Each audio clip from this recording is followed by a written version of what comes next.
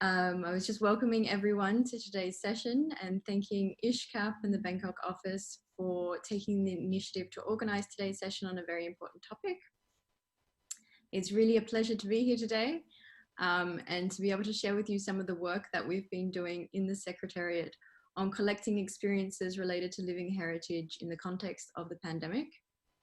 And so today, I wanted to highlight some insights that have emerged from a recent survey that we launched, and to be able to frame the discussions a bit today from the outset, and also to connect this with some broader work that we've been doing in the Secretariat on intangible cultural heritage and emergencies. So to begin with, in April, we launched a call among our network to share your living heritage experience. And we invited people to share through an online survey how their living heritage has been affected by the pandemic, what role their living heritage has been playing, and what safeguarding initiatives have been put in place. And the aim was really to create an accessible platform to share information, exchange experiences, learn from each other, and also to draw inspiration. The picture on your screen is of the platform, and the link to the website is just below there. So you can see that selected responses are presented. And if you click on an individual response, it takes you to a separate page, which has more information on links, photos, social media, and other resources that may be relevant. So it really presents a rich resource of primary and secondary materials that can be referred to and that we've gathered. And we encourage you to kind of explore these materials, which captures a bit of what people are going through and experiencing at this time. To give an overview of the responses received so far in terms of the geographical scope and also the type of actor, we've received about 260 responses from 86 countries, and about 60% of these are appearing on the platform. If we look at the geographical breakdown, we can see that majority of responses received from Europe, and then Asia Pacific was the second largest responder to the survey. And it's quite interesting if we look at the type of actor who responded to the survey. We see here on the slide that the highest proportion came from those who identified it as bearers or practitioners of intangible cultural heritage, followed by non-governmental organizations and accredited NGOs of the convention. And that's what we were trying to achieve also with this initiative, was given that intangible cultural heritage is something that happens in people's daily lives. It's involves lots of grassroots initiatives coming from community. We wanted to be able to open it up to create a channel to hear these more diverse voices, and also to get the opportunity to hear from them directly, because we don't often get that opportunity. The survey is still ongoing as different countries and regions experience the pandemic at different rates. And we're currently going through a process of doing a qualitative analysis of the responses received and tagging them according to specific themes, with the idea to eventually potentially present this as a data visualization on our website, similar to Dive into Intangible Cultural Heritage, where the key concepts can be linked to different concepts on our websites relating to domains of intangible cultural heritage, or different elements inscribed on the list of the convention, or the Sustainable Development Goals. So we hope that this will be an important resource to raise awareness of the issue moving forward. So if we snapshot on Asia Pacific to see what responses we received so far for the purpose of today's webinar, we received 69 responses from 20 countries. And it's interesting if we compare with the previous slide, where we see a higher proportion of responses received from the University and Research Network for the Asia Pacific region. So I will take you through some of the key responses we received around different themes in terms of the impact, the roles that ICH can play in a crisis, and then what this means for ICH safeguarding. And of course, this is just going to be kind of a broad overview at this stage. So I really look forward to hearing the presentations that will be presented later in today's webinar, which were identified also through this initiative. So if we move to begin with impact on living heritage, I think it's not hard to see how these measures around social distancing, quarantine, restrictions on mass gatherings immediately disrupted many of the contexts and channels necessary for expressing, transmitting, and safeguarding living heritage, with so many forms of intangible heritage dependent on direct human-to-human interaction. We saw restriction to access to many cultural natural spaces, including ritual sites where many practices take place, and also World Heritage sites, of course. We saw the closure of performance spaces, theatres, concert halls, affecting many of those in the performing arts. Many safeguarding activities could no longer go through. There was difficulties in accessing raw materials and markets for people working in crafts, and many large-scale festive events were cancelled across the region. So such as the float festivals from Japan in the bottom right-hand corner, or many festivals related to New Year celebrations in the Hindu and Buddhist calendars. So, I mean, this has, of course, profound implications on the social, the cultural, the spiritual well-being of communities. But what came through really strongly in the survey so far was also the economic impact that this has, and on the livelihoods of many who depend on their intangible cultural heritage. And to kind of demonstrate the wider impact that a closure of a theatre might have on a community or a range of actors and practices, I wanted to just highlight this case from Japan, which is about the closure of how a closure of a theatre for traditional stage performances led to not only traditional music players and performers losing their income, but also the wider network of actors who create stage tools and costumes. So this experience is of no costume makers in Kyoto who had lost many orders following the closure of the theatres, that threatening the closure of their businesses. But this also had huge impact, as this quote shows, on the continuation of the practice, where the costume makers depend on a direct dialogue with the performers to discuss colours, patterns and designs, and that this can't simply be reproduced necessarily online in an indirect way. So, and then the example also goes on to speak about how there is no formal association to present these workers, and also how, although funding schemes are available, they're often very difficult to access when people don't necessarily have access to internet or other sources. So I think this example also shows kind of the knock-on effects that can happen when we have a closure of a theatre or cancellation of an event, and the whole new ecosystem of actors and ICH practices and rituals that are associated with it. And it shows that maybe the economic costs and losses to intangible cultural heritage aren't always so easily to isolate, especially when there's these diffuse networks that are often operating in the informal sector. But as we know, intangible cultural heritage is dynamic and adaptive in nature. And this sometimes also makes it difficult to see the impact when there's these evolving processes of transmission and safeguarding taking place, which often will unfold in the years to come, I think, the impact. And indeed, we've been seeing how while some practices are lost or eroded, many others are being transformed and they're starting to carry new meaning.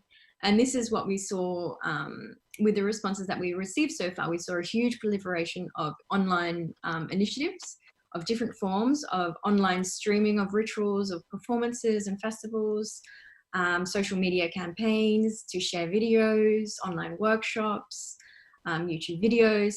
And as was mentioned in the opening remarks, this offers a lot of opportunities to reach wider audiences and to keep intangible cultural heritage practices alive.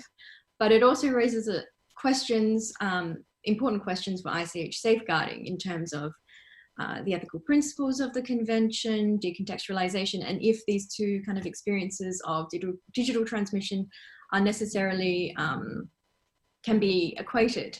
So I think this is going to be a really interesting area where a lot of thinking and research will be around in the future.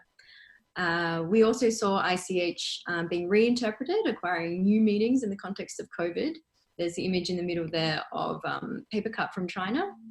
And we also saw how more time spent at the home in quarantine has provided renewed opportunity for transmission of knowledge and practices between generations. There's the examples of home cooking traditions or crafts in the home, which I think turns us to how intangible cultural heritage also plays a role in crisis, and people are turned to their heritage at this time for a sense of support and solidarity.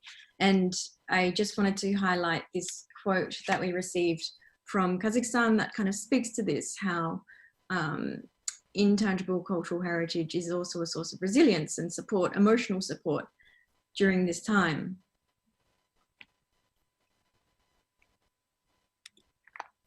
So thinking about what role ICH can play in a crisis, many individual bearers and practitioners that we heard from spoke about how it provided this sense of psychological and spiritual comfort, with many turning to music, for instance, to address these fears around the pandemic or traditional belief systems. And then also at the collective level, people were using ICH to draw people together and create this sense of belonging and solidarity to kind of fight against the pandemic in terms of the spirit. And I just wanted to show, hopefully this works, a short video clip of a traditional dance performance from Kazakhstan that's performed in hospitals, and it shows how it kind of boosts morale.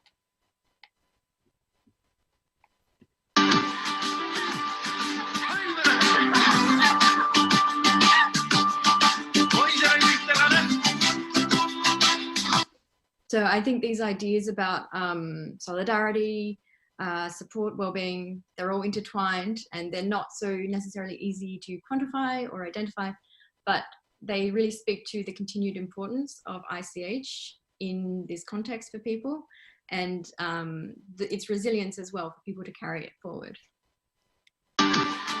We also saw very interesting examples of how ICH was being used and adapted to communicate about COVID and to communicate about public health measures around it.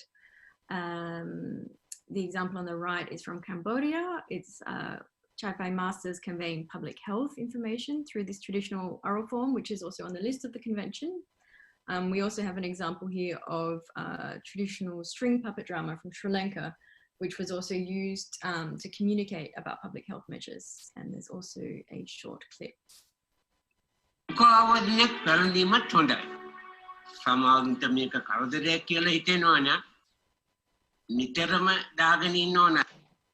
So I think it shows how ICH can also be a tool in this context to communicate in ways that are a bit more relatable to communities. In other examples, we saw how crafts or intangible cultural heritage can provide alternative sources of income in this context when there's been economic precarity in the past. And then more globally, we saw very interesting examples around renewed interest in local forms of production, especially around food production and agriculture. With, production chains disrupted, there was a return to some forms of traditional mutual aid, particularly around food distribution. And I think this goes back to what was said in the opening remarks, how it's interesting to see how the pandemic is also prompting us to rethink about the ways that we live, and how ICH can play a role in finding more sustainable and resilient solutions, and how this might also resonate with larger questions we're facing around, for instance, climate change. So it shows the role that ICH can play also in post-disaster, in the recovery stage, and also in sustainable development. So what does all this mean for safeguarding intangible cultural heritage, and how does it connect with this work that we've been doing in the Secretariat on ICH and emergencies? So this has been an ongoing reflection that we've been doing over the last 4 years at the intergovernmental level at our committee sessions, which I think it shows the importance that countries are seeing for this issue. There was, over the last 4 years, we've been doing pilot projects, desk-based studies. There was an important expert meeting last year, and this all contributed to the elaboration of a set of operational principles and modalities for safeguarding intangible cultural heritage in emergencies that can provide guidance on how best to safeguard and engage ICH in this context. And we're also developing capacity building materials in line with this, adapted to both disaster and conflict situations. So bearing in mind that there's no one-size-fits-all approach, I think this provides some useful guidance to think through some of the issues that the COVID pandemic has raised. And I just wanted to link back to three core ideas with regard to this.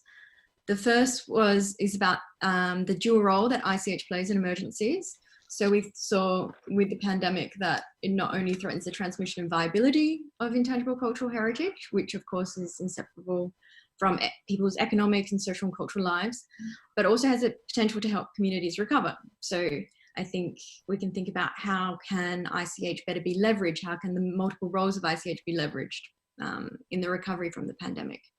The second is about the adaptive and dynamic nature of ICH. I think the innovative power of intangible heritage really came to the fore in the pandemic as we saw great creativity and ingenuity by communities. So to what extent will these innovations be carried forward? And how will these shape safeguarding in the future? And how can we better understand these processes of transformation and transmission that are happening in the context of emergencies? And thirdly, then it's the primary role of communities at all stages of safeguarding. So in identifying how their ICH has been affected in the pandemic, what they need to safeguard it, and how it might be used for recovery. In the survey, we saw a lot of responses coming from communities at the community level, kind of these spontaneous initiatives. And so the question is also, how can we scale these up in the future to think about the recovery stage? So to sum up, I think the pandemic has really prompted us a rethinking about the value of ICH in these contexts, and then thinking about how it's a very interesting moment for ICH and thinking about how these new forms of transmission and safeguarding that we've seen may shape ICH in the future. So I hope that the platform and the examples that we've been collecting can contribute to raising awareness about this issue, stimulating reflection, and also promoting the role of ICH in this context. So yes, thank you very much. I look forward to hearing more details from the case studies that are coming up later in the presentation. I encourage you all to explore the platform, and if you have any questions, please do not hesitate. Thank you.